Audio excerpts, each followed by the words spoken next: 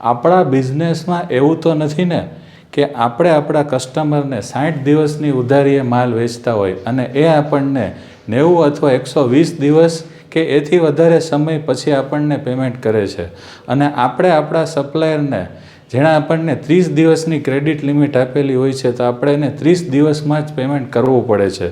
એવું તો નથી ને કે આપણા કસ્ટમર આપણી પાસેથી ઉધારીમાં માલની ખરીદી કરે છે અને રોકડેથી માલ વેચે છે અને એ પાછા પૈસા આવે તો એનો પણ એ રોકડેથી બિઝનેસ કરે છે. એનો મતલબ આપણા કસ્ટમર આપણો બેંક તરીકે ઉપયોગ કરતા હોય છે.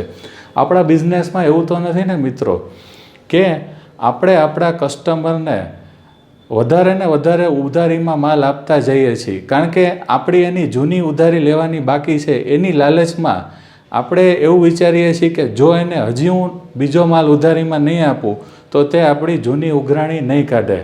આપણા બિઝનેસમાં એવું તો નથી ને મિત્રો કે આપણો મોટાભાગનો સમય ઉઘરાણીમાં જ ચાલ્યો જતો હોય છે.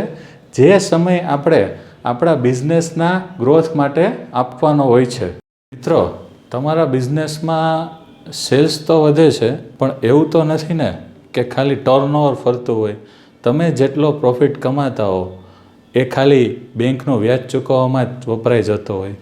તમારા બિઝનેસમાં સેલ્સ વધે છે તો તેની સામે તમારા બિઝનેસનો પ્રોફિટ માર્જિન ઘટી તો નથી રહ્યો ને અથવા સ્ટેગ્નન્ટ તો નથી ને. તો મિત્રો, તમારા બિઝનેસમાં પણ જો આવા બધા પ્રશ્નો હોય તો તમે નીચેની લિંક ઉપર ક્લિક કરીને અમારો વેબિનાર રજિસ્ટર કરાવી શકો.